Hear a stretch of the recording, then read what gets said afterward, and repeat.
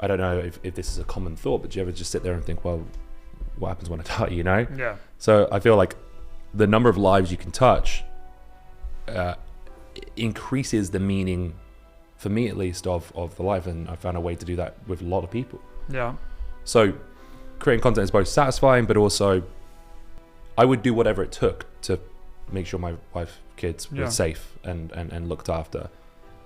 But I don't do content creation as a role because of that. I do that because I found something that I can do that accomplishes that also is incredibly enjoyable for me. Dating, some of them more getting in conflicts that I didn't need to. Yeah.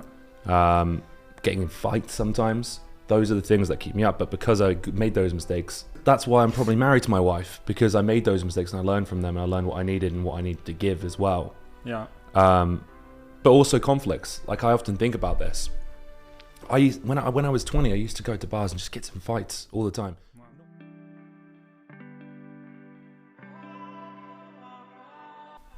So today I'm with my friend Will Aitken, who we've known each other online for like 3 years, and we're finally meeting in person. So we met up a couple of days ago and now we're shooting a podcast together. Will. First time in the UK since I met you, I think, so I knew I had to drop by. And mate, Mike used to be my sales trainer, so almost everything else I put out online about sales has come from Mikey. It's all stolen. Yeah, not sure that's right, but Will's eclipsed me in a way. Basically 3 years ago when I was training him, he said, I'm going to start posting a video about sales on TikTok every day. And then within like a year or 2 years, you had like over 40,000 followers on TikTok? Yeah, about the same on LinkedIn.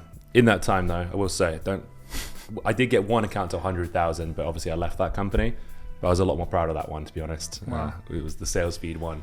Yeah. It was sad to say goodbye to that because I put everything into that. Well, very epic. So I know we're going to be talking about content creation later today.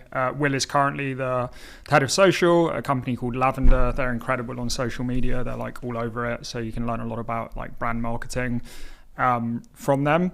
Will and I are essentially friends. We've collaborated on quite a few topics. Will actually used to help me with this podcast in the early days as well, help with the editing. And when he came to London, he said, "Hey, you know, we should collaborate, right? I want to be a guest on your show," which I appreciated. And now we're in this beautiful studio right here. Yeah, exactly.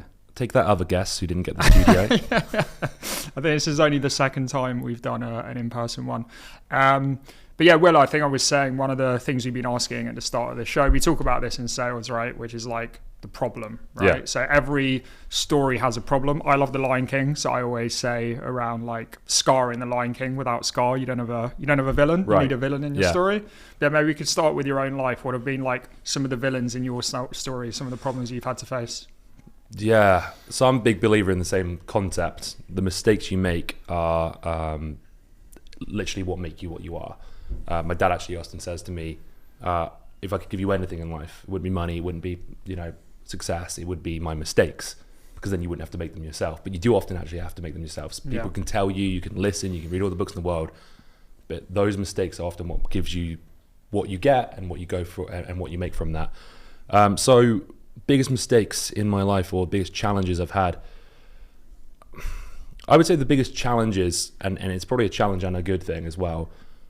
I've moved from the UK to France, then I went backpacking a little bit, which is a bit of that's more of a privileged experience, but I saved up some cash while I was doing that. And then I went to Australia, then I moved from Australia to Canada, and then I moved from that one place in Canada to another. I've had to restart a lot. Okay. And I do feel like at this point I'm really good at it, starting from scratch. Yeah. But that does give you pretty good skills that, like, as a challenge to then take into everything else in your life. So when you're sat there on a sales floor and you're looking at zero, I'm much more comfortable with that because I'm used to starting over. Interesting. So a lot of start overs. I've made a lot of mistakes, especially when I was younger. I often think about these things. They're the things that you think about when you're in bed at night and you think, oh, why did you do that? Some of them dating, some of them more getting in conflicts that I didn't need to. Yeah. Getting in fights sometimes. Those are the things that keep me up. But because I made those mistakes, now if it comes to, I'm married now for 5 years, to be my wife for 7. I was just going to ask with dating, will your wife let you talk about those mistakes? Well, on the yeah, show? no, of course, yeah, she knows about them, but like I think that's why I'm probably married to my wife, because I made those mistakes and I learned from them and I learned what I needed and what I needed to give as well. Yeah. But also conflicts. Like I often think about this. When I was 20, I used to go to bars and just get some fights all the time. Wow. Not necessarily starting them, but I'm quite a tall guy, and I found people would come and like trying to give me some. It's like a bit of a challenge because you're tall. Yeah. Yeah, and it was normally someone who's a little bit shorter, be a bit rowdy. They've probably not been getting on with anyone, or managed to find any girls who are interested in them, whatever it was. And they'd what are you looking at? And I'm not looking at anything. But there was a point in my life where I was at University of Brighton and I was on the boxing team and I knew I was pretty good at punching people. Wow. And I just stopped taking it and I started hitting people and getting it out. When that happened, I wouldn't de-escalate it. Up to that point, I just kind of let it happen, or like, oh no, walked away, whatever.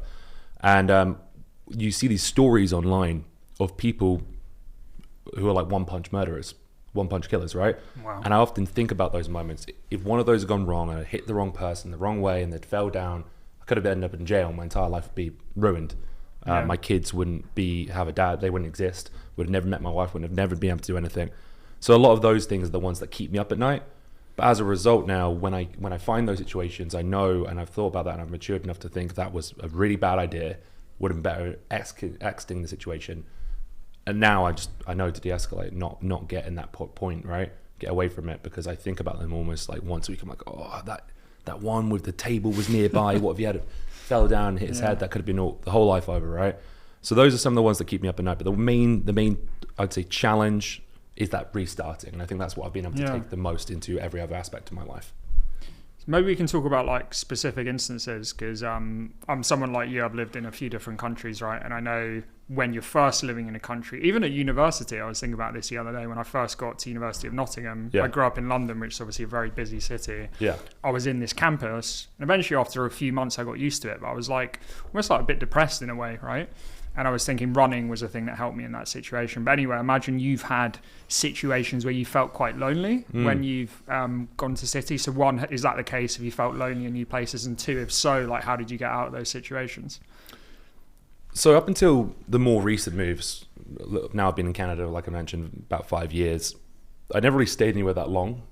Yeah. Sydney was probably the city I spent the most time in. So there was always something new and exciting. It's like when you first get a job, the first 3 months, you're always doing all this new stuff that you've never done before. So in those aspects, no. But when I moved to Canada, definitely. Because at that point, we moved to a very remote location in a small province called Prince Edward Island, Canada. I didn't know anyone. My wife had friends, but they're my wife's friends. They never really felt like my mates, Yeah. So I didn't really know anyone, and I only really had my work, so I did actually get into the point of being kind of almost a workaholic. But then we moved from there to Halifax, and I didn't have anything. And what I actually ended up doing, and this is probably where our stories start to intersect a lot more, I didn't have any mates there, didn't know anyone, neither did my wife as well, so I didn't even have her friends. And I didn't have any hobbies or anything to do, so I just started making videos, like you said. I was talking to you while I was doing that. And that actually meant that I had something to do and something to put my passion towards that wasn't work. Now it is, it's my job. But back then I was a sales rep. So being able to make videos was actually really fulfilling for me. Being able to record myself, learn new things, see other people and see what they were doing and try and bring some of that into my own. So that was probably the loneliest I felt in my life. But doing that gave me something to do that wasn't just watching TV after work, because that's not a really fulfilling way to live your life. Sometimes you need that, but most of the time you don't. But it also allowed me to meet all these people online as well. I've got friends all over the world now who just know me from LinkedIn. And me and you were at that event 2 days ago. And the amount of people who come up to you and like, well, and you're like, oh, it's so good to finally meet you in person. You suddenly do have these friends. Sure, they're not in your city, but when you start traveling, you really start to feel it. That's how I've dealt with loneliness and how I would deal with it if I was feeling it again. I'd find something new that I can put myself towards that I'm passionate about. And believe it or not, friends often follow. I'm thinking about becoming a volunteer firefighter as well, actually. Oh, really? How come? My son likes firefighting, and although, as I said, I've got a lot of online friends, I've probably got a handful, 1 or 2 good mates in my city now. But it just feels like something else to do with my life now. Now that my hobby has become my full-time job, I now need something else, right? A different hobby. A different hobby. So I was selling and I started creating content, got a job now creating content full-time. Now almost everything in my life is social media and content related, which can also have its own traps, right? Yeah, of course. There's a lot of dopamine involved in that. There's a lot of grinding. I enjoy it so much that I don't always know when to stop working. Interesting. So because I'm having fun doing it, I will stay up till 3 a.m. some nights editing a video. Oh, really? And that leads to other implications in my life: tiredness, exhaustion, burnout. My relationship, my wife often ends up suffering because we don't end up spending the quality time together because I'm so addicted to doing the work. I feel like there should be a balance of things, even if you do enjoy them in your life. So that's why I want to do that. I also thought it's about a 5-minute walk from my house to the local volunteer fire station. Be a good place to meet people in my community who are a little bit closer and can go and have beers with, or whatever it might be that we end up doing. Yeah, something I wanted to shout out about Will is when I was training him, he said to me, I'm going to post a video about sales on TikTok every day for like next 6 months and kind of see what happens. Now, I've had, when I've trained people, a lot of people say this, and 99% of them won't follow through with it. So I think like anything, it's that you kept yourself accountable, right? But I also know you were saying you feel like you did that. You were saying like versus exercise, sometimes you don't keep yourself accountable because you really enjoyed the process. You loved making the content, right? The only reason I kept doing that wasn't because I said I was doing it. It wasn't really like really smart goal setting where I said I'm gonna do this. I was almost like, it was all I had as well. I was having fun doing it, and therefore it was so much easier to stick to that mentality. And it was just a thing that I almost needed to do every day now. So I like I said, I've had that New Year's resolution. I'm going to go to the gym. I'm going to go for a run every day. I don't do that because I don't really enjoy going to the gym and running, right? But what I do enjoy doing is filming funny, educational videos, editing them, putting them out. And obviously, naturally, when people start responding to these, they start getting engagement, and you start getting messages, and you grow a following that leads to other opportunities. It just it was very, it still is very fulfilling. It's very satisfying for me. Let's talk about the negative element of social media, because I think we talked about the positive. Obviously, it's changed your life. You're like earning good money. You're having a really positive impact on people. People are messaging you. Like Will's content is great. Highly recommend checking it out if you haven't seen it. He's kind of like the Jack Whitehall of the sales world. That's the first, but I'll take it. Americans don't want to know who Jack Whitehall is. Oh, actually, I think he might have done. He was in a couple of films recently. Yeah. Well, who would you say comedian in the US? You compare? We don't have to compare yourself, but maybe just. A well-known comedian. I don't actually know now, mate. I don't really look at anyone for inspiration who's a celebrity. I would say more like YouTubers, right? Oh, interesting. Yeah. Which YouTubers have been inspiring for you? I've always been a big fan of YouTube. I pay for the premium because I hate getting ads because I watch that many YouTube videos. But there's like these big ones. There's Mr. Beast is a little bit childish, but he does some very inspiring stuff, and that's very interesting to me. PewDiePie was someone I used to watch a lot when I was younger. He had a couple of controversies in there as well, which for negative sides of social media is one. But watching those folks, these people who are mainly playing video games or making something, I really enjoy watching those crafts channels where like a guy gets like, there's a guy called Shop Time, but I can't remember his channel's name. I watch every one of his videos. He gets like a random object, like a cup or shards of glass, and then he'll like get resin around it, and then he'll put it on a lathe and spit it into a wheel. But he makes it fun in the way that he actually does the videos, because any craftsman could go and make those videos, but the way he does them was entertaining to me, right? So he was spinning a bowl on a lathe into this other thing, which is kind of what I've tried to do with sales, which is the main topic I talk about. Get sales, which on its own anyone can talk about sales, but talk about it in a different way. I thought I'd just call this out because I think this is really interesting. I'm like massively into psychology, so I read a lot of psychology books, listen to psychology podcasts, and that's been far more influential in my business and my career than like reading sales books. And I think this is interesting because I think this is a tactic. Anyone listening, if you're working in a field, get ideas actually from other fields. And I didn't actually know this about you, but it sounds like that was the same for you. You were getting other ideas and then you were applying them to like your work, basically. Even when I was learning to edit videos at first, no one in B2B is actually really making really good TikToks or really good YouTube videos. So what I did was, if you can check it out, I've talked about this before, but if you go and watch one of Mr. Beast's, who's probably the most successful YouTuber on the planet right now. Yeah. So I'm like, okay, he's doing it right there. What can I use that he's doing? Not copying, but inspired by. So the very first few seconds of his video, it's like you have whiplash. He goes like this. It's a quick zoom. It's like, whoosh, and I was like, okay, that quick zoom and the whoosh was something that actually got me like, whoa, I'm like, it kind of gets you're like playing catch up a little bit. So then I started doing it at the start of all my videos, and the engagement went up. So like seeing what other people are doing outside of your space is a really good idea, both in wherever you work in sales or marketing. So you can look at to B2C if you work in B2B. Maybe if you're in B2C, you should be looking at B2B a little bit, you know? But especially given the demographic of the people who I'm generally trying to market to, not really even market to, but my following is a lot of younger, newer, fresher sales reps looking for tips and advice and the odd joke here and there. Those folks are like a lot younger than almost everyone I know now. Right? Interesting. They're at the start of their career and they are watching YouTube and they are watching TikTok. So what can you do with those that you can bring a B2B context to is, I think, a very smart move. And now that my job is full-time content creation, I'm always thinking about that stuff. So let's talk about social media addiction. So I know we've done an episode on this. You listened to it. I specifically sent it to you because I know you've said you've had periods where you felt like a bit addicted. And obviously, I think it's normal. You go from, just essentially being a salesperson at Disqualifying when I first met you to suddenly you've got this big brand, like loads of people know you. And it's that dopamine of, I'm getting hundreds of likes. Yeah. But then because you're always checking your phone to see if it's a new, and I found this, I'm like, the more viral a post I have, the more I'm like wanting to check it. Yeah. So like, how have you dealt with that? Like, what's been your process? Yeah. So it's damaging in two ways. Number one, it has 100% been a big problem. And I still struggle with it today, in fact, because I care, there's two elements to it. So like when I post, I don't want to post in ghosts is what they call it. So I actually do want to see those comments and likes as they come in. So what I'll typically do is have a really thought out process where, okay, I'm going to post and for the first 30 minutes, I'm going to respond to every comment and then I'll set times in my calendar to check. Now, that's something that I've put in my life because I needed to do that. Otherwise, I'm not, like you said, every 5 minutes, refresh. Oh, new comments, that feels good. So I set times in my calendar when I'm going to post, when I'm going to check it.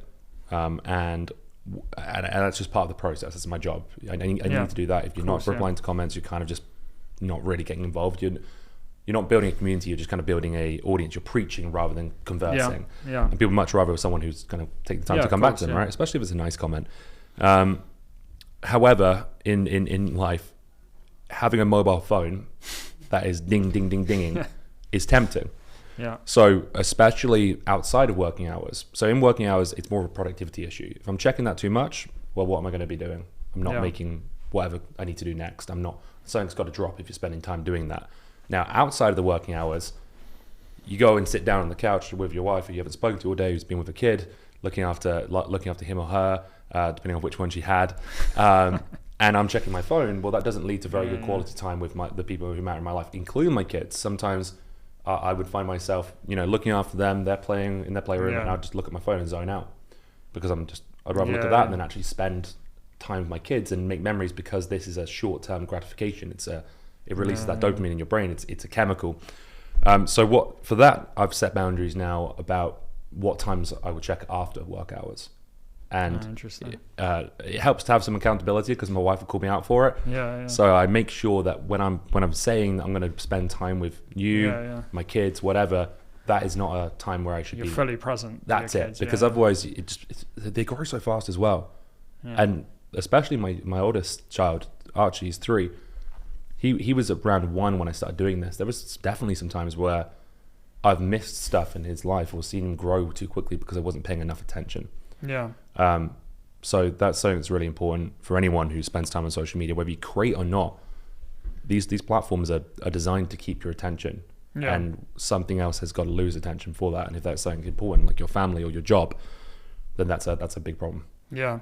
And you mentioned something, taking this outside of the context of social media, you talked about like being a bit of a workaholic. So it was almost a really positive thing. Obviously, you got really involved in this like content application and like posting every day and being this like voice that everyone enjoyed on LinkedIn, TikTok, etc.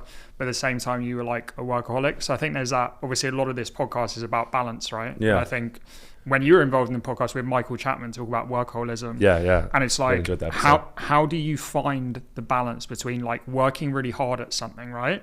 and obviously, providing for your family and ensuring they have a good life, but then also actually spending time with them, quality time, right? So taking this even outside of social media, how have you found that balance?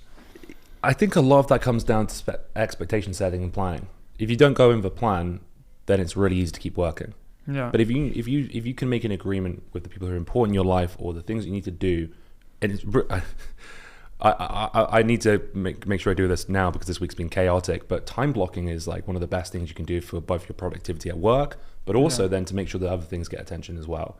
Interesting. And I feel like a lot of people work 60 hours a week, but they actually probably could get all that done in 40.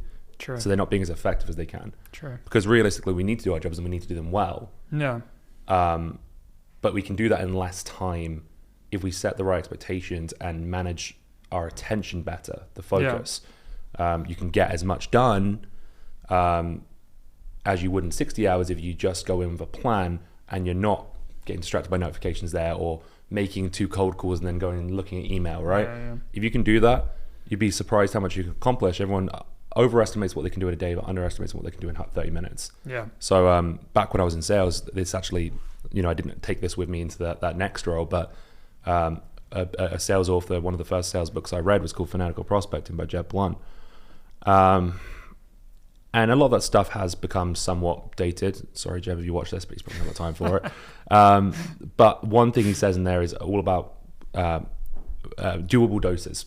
Yeah. And as someone who's got a little bit of diagnosed ADHD, I do want naturally to switch tasks because I get bored of things, kind of like a Labrador. It's like, oh, ball, car, oh, let another dog can go sniff, So if you can break down your day, you make more variety in it so that you can stay focused on one thing. So you can do, if you tried to do 4 hours of cold calling consistently, that'd be a horrible 4 hours. Yeah. By the end of it, you're going to be like, I don't want to make this next one. Yeah. If you say I'm going to do half an hour of cold calls, I'm going to make 50 calls in that time, and you're just bam, bam, bam, just doing that one thing, you'd be surprised that you probably could get as many calls done in that time because 100%. You're just focused on one thing. You're not getting distracted by dings, dongs, and tasks and Slack messages. Do not disturb. Do a task. 15 minutes, grab a banana. Come back 15 minutes, check the email. 30 minutes, let's send some cold emails. Let's write those out. Yeah. 30 minutes, I'm going to check LinkedIn, I'm going to write a post and post it. Yeah. And then you suddenly break your day down into these little segments and you're way more effective with your time. And that allows you to then say, okay, I know what I need to do today. How long do each of those things take? What should I block? And then at the end of the day, you've got them all done. So you don't need to go, hey, I'm really sorry, I'm going to work late again. Yeah. I'm going to leave you with the 2 kids and let you get tortured by them and I'm going to sit down here and work. Yeah. Sorry. No, I was just going to say, you mentioned something interesting about time blocking your personal life. And I remember in my old company, my old CEO, he used to do that. So I would look in his calendar and I'd be like, he's time blocked all this. And I was like, that's really sad. And then when I started my own company and got busy, I started doing that, right? And it's whether it's a concert in the evening or an event at the weekend or whatever it is. Yeah. But I've actually found it's helped my work-life balance, right? Because it's if I'm at a concert, if I'm with my partner Anna or friends or whoever it is, it's I'm not involved in work. I don't have social media apps on my phone. I don't have work apps on my phone. Yeah. So it's actually been really useful. And sometimes my partner and I will go out without our phones. We'll go local where we know where we're going, so we don't need a phone for directions. So you mentioned there the time blocking your personal life, so that's actually been quite useful for you as well. Really useful. And as I said before as well, the expectation setting of that. Marilyn knows, my wife Marilyn, she knows we've got time coming. Yeah. A lot of the time the frustrations and things and arguments we get in life is because we didn't set the expectations. Yeah, people were misaligned, both in personal and work as well. Your boss is annoyed because you didn't close a deal, but you didn't know that if you don't have those chats up front, then you're just kind of guessing, right? Yeah. So by me being able to say, hey, Hannah, tonight we've got this. Every Thursday we cook dinner, and put on a little bit nicer clothes. Can't really go out because babysitters are hard to come by, and my baby's still quite young. But we dress up and we make a nicer meal for ourselves after the kids gone to bed. And by knowing that's coming, and not worrying that I'm going to say, oh no, I'm too busy, I can't do that one today. That actually makes her happier as well, because now she knows that we've got that time and it's going to happen. Whereas before, when I was doing a lot of the workaholic and stuff, or the social media, phone scrolling, it was, she didn't know if she was going to get me that day or not. Yeah. And if she did, was I going to be checking my phone the whole time? So it's just communicating with the people that you love and also the people that you work with will make almost everything in your life better, I'd say. 100%. Going on to the Cosmic Bridge to explain someone who's never heard the concept before, because imagine a few of your followers will be the first time them listening to this Yeah. podcast. It's essentially something that combines the spiritual material, so something that can make you money, that can give you a happy life in this world, but also is fulfilling, having a positive impact on your family, friends, etc. But yeah, what's been the cosmic bridge in your life? Yeah, I can imagine you've probably heard this at least a couple of times, but the easiest thing I could tell you is my family. I love them, want them to be happy, right? But I think that's a bit of a, who doesn't? If you don't, then what kind of person are you? You know, like that's I would have that regardless of what I do. But I would say that creating content has become a bit of a bridge for me, because it's one of the few things that I've been able to really stick to. And the reason being is because, as I said, I love it. And I also love the way that it impacts other people as well. The way that people see it, it helps them do their job, or it gives them laugh, it gives them entertainment. That feels, aside from the notifications and all that dopamine, that feels like meaningful work, and how I can actually have a more meaningful life. Yeah. Because without that, I don't know if this is a common thought, but do you ever just sit there and think, well, what happens when I die, you know? Yeah. So I feel like the number of lives you can touch increases the meaning, for me at least, of the life. And I found a way to do that with a lot of people. Yeah. So creating content is both satisfying, but also, I don't do what I do I would do whatever it took to make sure my wife, kids were safe and looked after. But I don't do content creation as a role because of that. I do that because I found something that I can do that accomplishes that also is incredibly enjoyable for me. Yeah. So, yeah. And I guess it fulfills you, right? It gives you purpose, and it gives your audience a purpose, because you're changing other people's lives as well, right? Yeah. I like to think so. Sometimes you get those messages. I'm sure you get them on LinkedIn as well. And that feels good. It kind of gives a bit more meaning to it. You're like, okay, what I'm doing, especially when you haven't heard that in a while, you're like, why am I doing this, you know? But there is something extremely satisfying, and I'm sure other professions feel this, about taking something from nothing and building it and creating it. So for a lot, probably the best part of my job right now, I love doing YouTube videos, because I have this idea. So I have an idea that I don't think anyone else had, or I'm inspired to do something. Then I write a script, and then I film the whole thing. And then oftentimes I'm the one editing it. And then I'll create a thumbnail, and then I'll upload it, and then I'll distribute it, and then I get to see the response to it. That is a very start to finish, very satisfying to get something from nothing and create it. No, it just was literally. Now I have an editor now, so that might, you're in the big leagues. That might change, but I still will edit my own smaller stuff. But it's more so that's very satisfying to create something from nothing. I'm sure those folks I was talking about who spin the pottery wheels probably feel the same way, be able to create something from nothing. So that to me has been my way of doing that and feeling satisfied and fulfilled. I think Will and I had lunch just before filming this. We were having an interesting conversation around like vanity metrics as well, because I feel like a good example I can think of, actually, I remember you and I had a laugh with Dale Dupree, because we were talking about your newborn was coming. It was like, it's going to get 1,000 likes. So it's just guaranteed because it's a baby on social media. Yeah. But the irony of that is, it's good for people that know you already. Hey, because it's cool, Will's had a baby, but it's not really going to like change lives in a way. No. Whereas you've got other videos that maybe get 50 likes, 10 likes, whatever it is. Yeah. But it's like a really actionable piece of advice that someone can implement, and it can help them get a new job, a new sale, like change their mindset. And that's really the stuff to like focus on as well. That stuff feels the best as well. Yeah, definitely. Because vanity metrics are, like I said, if you were just chasing the dopamine, I probably wouldn't actually put all the effort into like doing educational content and stuff. I could probably just post memes and it would get likes. But that's why I've made sure not to pigeonhole myself into just doing the funny creative stuff, because although a laugh is an impact, I feel like there's more to be more helpful ways to help people than just kind of making them go, oh, that was all right. Like, you know. That's not as meaningful as, oh wow, this is something I can use, or this is something I hadn't thought about in a new way. Those are the more fulfilling piece of content to get out there. The other thing, I met Will's wife, who's lovely as well. She's here in London with him the other day, and we were talking about how Will's a bit of a visionary, very creative. He can kind of come up with ideas in minutes. I feel like creativity is one of those things. It's almost on like the spiritual end of the cosmic bridge spectrum. So it's quite difficult to explain, but if you can explain it, like how do you come up with your creativity? Because a lot of people that I train in sales and I'm encouraging them to post on LinkedIn, they're like, I just don't know what to post. I can't get ideas. Like, how are you getting your ideas for your content? Yeah, a little bit of what we talked about earlier. I consume a lot of content myself, and I feel like consumption equals like ideas. So like I said, if I watch a pottery video, it has nothing to do with sales, but if I see something that often spurs me on a little bit.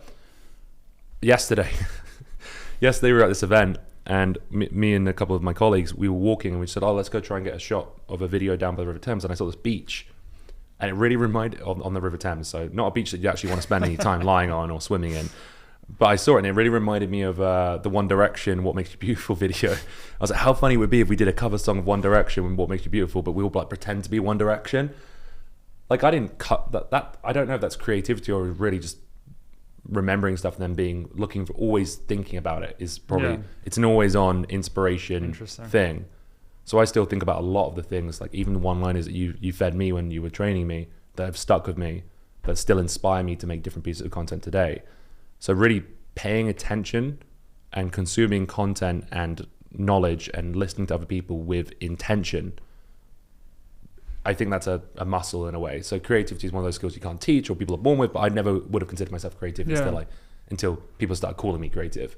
Yeah. But almost all my major successes come from being inspired or being taught or being shown by other people who probably were also shown by someone else, right? Well, it's interesting because I always say there's no such thing as creating something totally new. It's just taking someone else's idea and like putting it in your own way. And if you go a bit like deep down a rabbit hole here, like Carl Jung and a lot of these psychologists say, we're just living the same story over and over, but just with different characters and different themes. And that's kind of what you're talking about, right? Yeah. And I'll give you a classic example of this. Last year I set out to read one sales book a year because I still talk about sales, but now I work in content. And I didn't want to be, I didn't want to go rusty. I wanted to stay at least sharp on the theoretical knowledge, although I wasn't getting as much practice. So I set out to read them. I didn't hit that goal. I read 26. Technically, 12 of those were audiobooks. Some people contest if that counts as reading, but I was normally listening to them in the car, so it was all I was doing. It's not like I'm working with it on. I was just focusing on what was being said. And by book 12, you start to realize a lot of these ideas are very similar. Yeah. And generally, there's probably one book you could read and you'd get almost 80% of all the ideas that are in these other books as well, to some extent.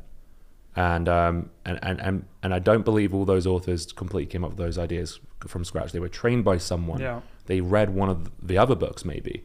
They were influenced by a lot of people, but that amounted to their style being kind of like a piece of everything they learned, right? So oftentimes you're right, people have a lot of shared experiences, but you can take a little bit of what you like from each person you engage with online or read a book from.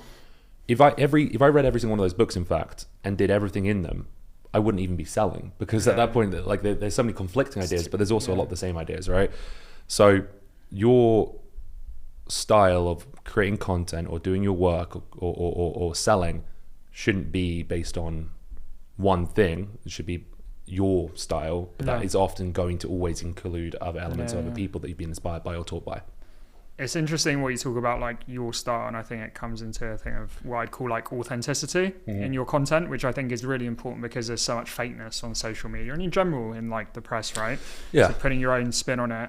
And I have a colleague, and we were talking recently because he started creating videos, and I'm like, that's not the way you talk to me. It's like that you're putting on this like false perception because you're like, this is going on social media, this is going in front of a client. Yeah. And it's like trying to be yourself. But I think sometimes people struggle with that when they're first like content creating. So how can you like bring more of your own like self into your content as well? You're gonna hate this answer. I think that's basically imposter syndrome in a way. You don't feel comfortable putting yourself out there because what if people don't like it. And I did that as well. If you scroll to the bottom of my TikTok page, if you've got an hour, because there's a lot on there, and you look at my first videos, I've actually deleted a couple because they were that uncomfortable to watch because they were so different to what I do now. I wasn't being myself in those. In fact, often what you were seeing was like the 10th iteration of me trying to say that. But then as I practiced, as I did more of it, I I learned that I could influence parts of myself into those content, and in fact people responded really well to it when that happened. So you learn that it's actually okay to be yourself, and in fact it's your competitive differentiator essentially, right? Same thing happened in sales. I used to think that people, when I had to work in business, to sell software or recruitment services, wherever I've done, I thought I had to be this really buttoned up, smart, professional in the room. But realistically, no one's ever said, I really hope this sales rep is beige. I hope they're right down the middle. I hope they're really put together. Whereas in fact, when I was cracking jokes at the start of my demos, when I was doing this stuff, they were loving it more as well. Everyone was having a better time because I wasn't trying to be something that I really wasn't. Because I'm not smarter than my prospects. In most solutions, no sales rep is. But so being myself at work, one, made it less. It's really exhausting trying to pretend to be something you're not as well. So it made it a lot more fulfilling in a sales role, in my content now, not pretending to be anything, and also owning your shortcomings. I think there's a lot of people out there who pretend they know more than they do. But I feel like you can lean into that. Like I don't ever talk about sales management or enterprise sales because I have not done those things. Maybe I will, maybe I won't, but I feel like there's a lot of people who pretend to either be something they're not, or put on a personality, which is again exhausting, or pretend they know something that they don't. And I feel like that's an easy way to get caught out, walking through life like wondering when they're going to find out about the real me, or what I really have done, or the fact that I wasn't that good at sales when I was selling, So just be you and own the parts of you, and double down on what makes you good, rather than trying to be the things that you're not. And everyone's got their own unique story, right? So every single person, I think that's the other thing with content. People are like, oh, who cares about me? But actually every person in the world has a pretty interesting life. And they don't realize it. And if they tap into that, right, and make content about that, people really react to that versus trying to be some false persona. Exactly. And in fact, when talking about those sales books that I read last year, the ones that used the stories and showed where were the ones that really kept me turning the page. Some of them I'm like, this is like a textbook almost, but it's the same ideas that I've read. Imagine reading a textbook twice, you'd be pulling your hair out in boredom. Whereas the ones who could actually show where they've done something or do something different, or even just tell the story in a slightly more personal way. Like when I was listening to audiobooks, I really, really enjoy audiobooks more when it's the author who's reading them. Oh, interesting. It's a twice. Mate, it's 2x. That makes a lot of sense. Not everyone can do that, so it's not fair to make that the expectation, but you can feel it more in it. It's the personality, because they have that much more conviction in what they're saying, because it's theirs, right? And that same thing will happen with content if you be authentic as well. Thinking back to when you were working in sales, right, and we did training, I remember one of the things you were very good at was almost like disqualifying people. You asked a lot of tough questions. You would be like, it feels like you're not interested, right? Like, and is that correct? And things like that. And actually, sometimes you would piss people off, but in the end, it worked better, because the more you ask those questions, more actually deals. Maybe you lost a couple of deals, but you would win 20 deals at the same time. And I'm not going to mention names, but there was another person I was coaching on the team, and he was a people pleaser, but everyone loved him, but he wasn't closing any deals. And I guess taking this outside of the context of sales, because I'll be open, I've struggled with people pleasing, like in sales, as a boss of a business, like in my personal life, and it's something I've worked on. And like outside of like the sales world, that skill of like just being quite direct and like not people pleasing, has that served you, say, in content creation or other things as well? Yeah, I guess content is people pleasing when you care about the engagement and the comments, and you take every single hate comment you get to heart. And you listen. If you listen to everybody who wasn't unhappy with you, again, you'd be paralyzed by doing nothing. You're never going to please everyone, and knowing that is like sweet. All right, there's always going to be 10% of people who think you're full of it, and they're not really the 10 you should be listening to, because there's 90 other people whose lives who are getting better. Focus on that. I think a lot of people can be really self-critical as well of themselves because of what other people are saying about them. I've got to the point where I'm a bit of a nihilist in terms of what other people's opinions are of me, because whatever, like it sounds bad, but like there's people who leave these hateful comments on my post. I'm just like, okay. I feel sorry for people like that in a way. Yeah. I'm like, what prompted them to do that? So I used to fight back at them a little bit, I used to make fun of them because I'm like, all right, if you want to go, I can, you know, but it's similar nature to those people who used to go at me at the bars. Comes full circle. I found that actually leaving it was making me a happier person, because looking like getting angry in comment sections and arguing with one another is never a good look, even if you're in the right. Let's get into that actually, because now we're gonna run out of time. But I think, I know actually you talked about, you wanted to talk about this, and I think both of us have tried to be cancelled in inverted commas, right? And we're not even like, you know, have huge followings compared to loads of other people online, right, who are literally trying to get cancelled every day. Yeah. So like, what are your thoughts on cancel culture and like how it's contributing to, you know, the world we live in at the moment? Okay, I don't totally disagree with the idea of cancel culture. There are definitely people out there who should not have voices, and I don't know why they do. And I feel like there's some people who have done such shocking things. I'm talking about crimes here, you know, that really shouldn't be getting the attention they're getting. And I feel like those cases, but then again, the people who are listening to them aren't going to listen to the cancel culture as well. You know what I mean? So I feel like recently, especially now that we're all so online all the time, it's been a little bit weaponized in some cases. Where people will use it as a threat, use it as a way to get people they don't like, or whatever has happened. And I don't always think it's that productive when that happens. So even the people who don't deserve a voice, who have done really bad things, by acknowledging them and giving them the attention of cancelling them in a way, you're actually creating more outrage in some cases. And it leads to more negativity. And I'll tell you a story about what happened to me recently, and this has probably been my biggest brush with the concept of it. Interesting.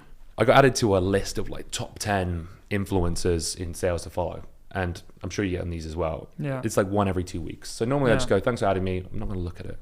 I'm busy, you know, like I said earlier, I've got things to do. I'm in my time block right now.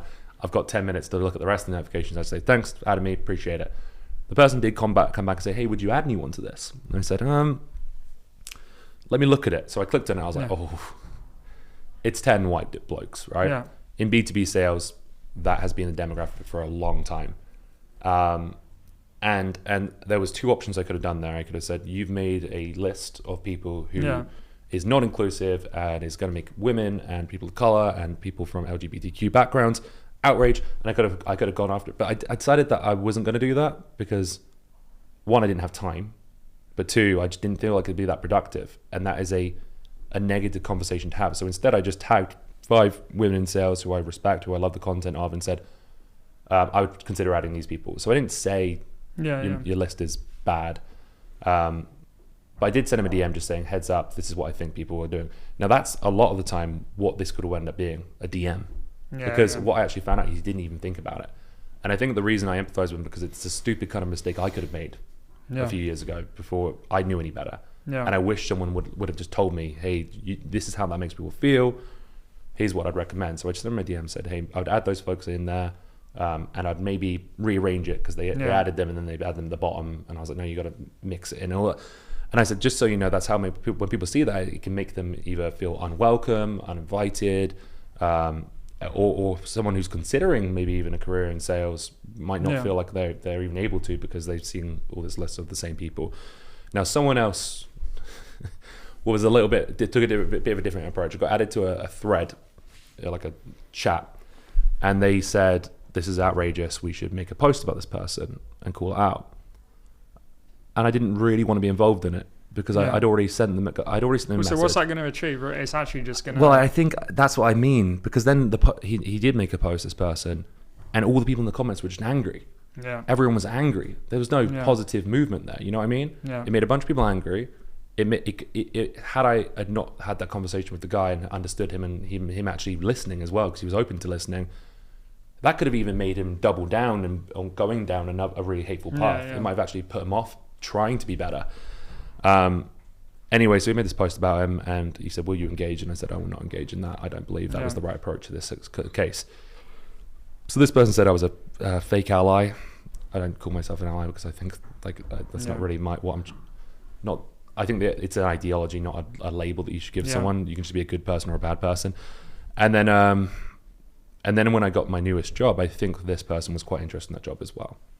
and it went from not friends, and we tried to mend things. We booked a call on the calendar because I thought that would be the best way again, but the call got cancelled, and then I sent the person a video just saying, I want you to know I respect you, I just don't agree with that particular thing.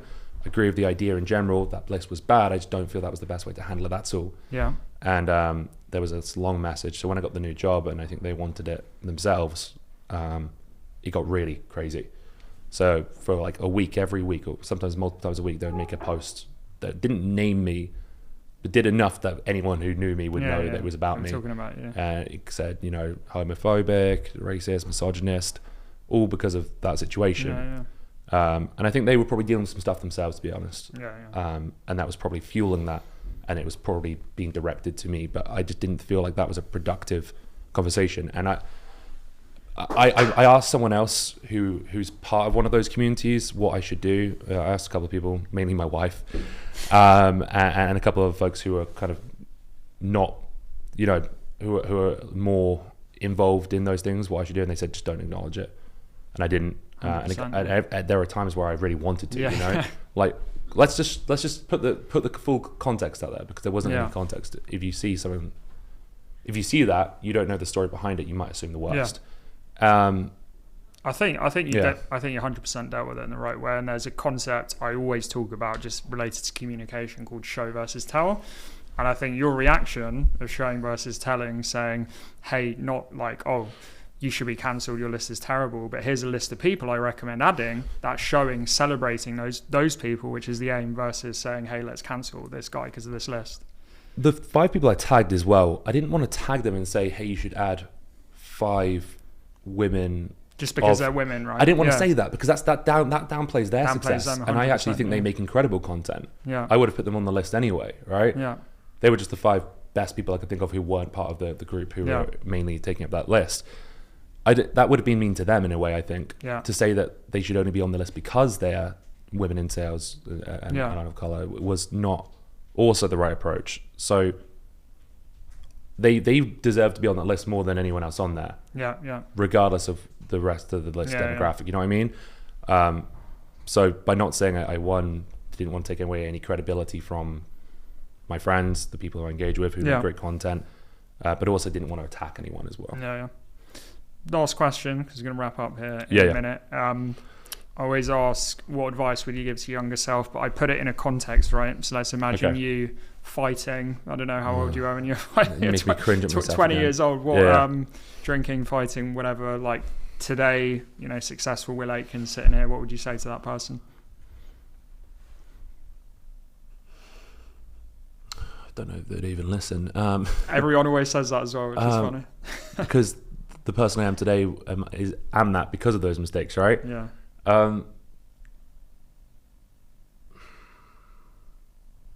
Just think more, I'd say just think about what you're doing and your actions you're taking in the moment more.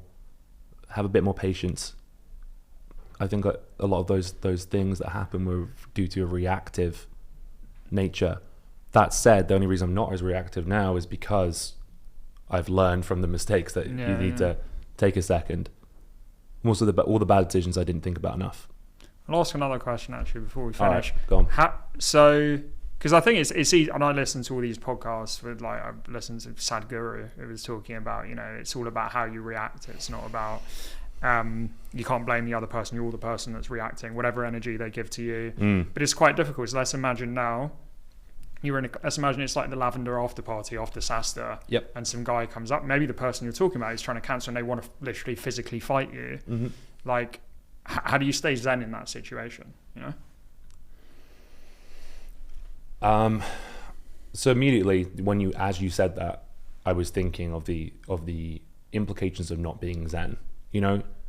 What is going to happen if you don't stay zen? It's almost like it's knowing all the things that could go wrong and what's to gain. Would it feel good to lamp that person in the face? Maybe, but I'd almost immediately regret it, and I know I would. You know what I mean? I would immediately regret it. I'd probably get fired. I might even get arrested for assaulting someone. Thinking a little bit, just a few steps ahead of yourself. And a lot of that actually doesn't come from my experience as well. It comes from knowing what happened to other people who've done that as well, right? Yeah. People who've ruined their lives because they had an affair that they didn't think about, who don't get to see their kids anymore, or because that's like a spontaneous decision a lot of the time. I don't know how. Sometimes it's not. Sometimes it's another thing. Good point. Or someone who got in a fight and went to jail because they accidentally killed someone. Yeah. Or someone who lost their job and now no one will hire them because they've got a reputation. Yeah. If you can try and think a little bit more long term ahead of where you are now and just be like, okay, what happens next? That I think is a better way to be thinking about it. So if I did see that person, I'd probably actually try to make amends a little bit, because I think sometimes these people who really don't like you can actually, I believe that person, I wish I had of, my regret in that situation was not because I obviously personally upset that person by not supporting them. Yeah. Doesn't mean how I feel about a certain group of people, but I wish I had have been bigger at the time to let them know that I still respected them despite the fact I didn't agree with their actions. Yeah. Because what I did in that situation is I said no, and then I didn't get involved again. Yeah. And then a few weeks went by, and then during that time they probably got angrier, they felt about it. I wish I was still friends with that person in a way. Yeah.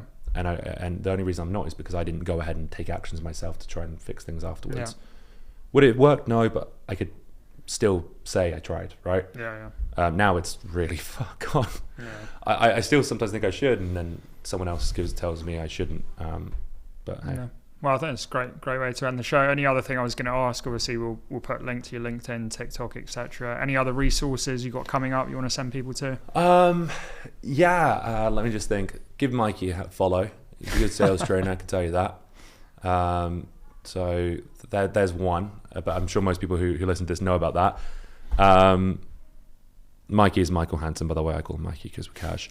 Other than that, just LinkedIn is always a good place to find me. I wish I was more active on TikTok, especially as that's where I got my start. But as I said, now you do this as a job, you need to find other things. So that. And then I would recommend actually one resource for men specifically, but also women as well. It's actually a book written for women. Is a book about... if you're in a relationship or a long-term relationship, maybe you're married, there's a book called Come As You Are, spelled COME, but implied in the other direction. And it's just about affection and making sure that your partner's needs are met and how to be more... It's for women about how to be more aware of your sexuality and communicate those ideas. But my wife and I read it, and it was probably one of the best books I've read in the past 2 years, and that's more than 50 books. So... you get a lot more empathy when you start reading books for women. As a bloke, you're not really the end audience for it, but you suddenly realize a lot of stuff. So it's actually a book written for women, but you read it and you... Yeah. So my wife said she's picking it up, and I thought, well, if she's going through the effort to read it and try and improve how we communicate with each other, then I probably should as well. So I listened to it actually, but it was probably one of the most interesting reads where I learned the most from that book than I ever have, because it's written for women from a women's perspective, so it allowed me to empathize more with my partner. I love it. Yeah. Thanks a lot for coming on. Well, it's obviously a pleasure to be with you in person, but also have you on the show. Absolutely, mate. Absolute pleasure. Thank you. All right. Obviously a pleasure having my friend on the show. Well, we've been kind of seen his journey a lot over the last few years. Been amazing seeing what he's done in his career, and overall, like, this podcast is a lot about the non-work stuff. So just what a great human being he is. And I really like the story he told around, someone trying to cancel him, but him reacting in quite a dignified way, and that advice of someone can come at you with certain energy, stress, anger, etc., but it's all about how you react to it. And Will just tagged a few people who he thought would be great for it. So it's that showing versus telling, hey, here's my recommendation, versus, hey, I'm out to get you, what you did is wrong. So it's recommending and educating in that way versus a way of, hey, I'm going to be really angry and try to cancel because of that. And so that's my main takeaway. I could give loads of takeaways. Really enjoyed the show. And last thing, as always, subscribe to us on YouTube or whatever your favorite podcast platform is. And we'll see you on the next episode of the show. Cheers.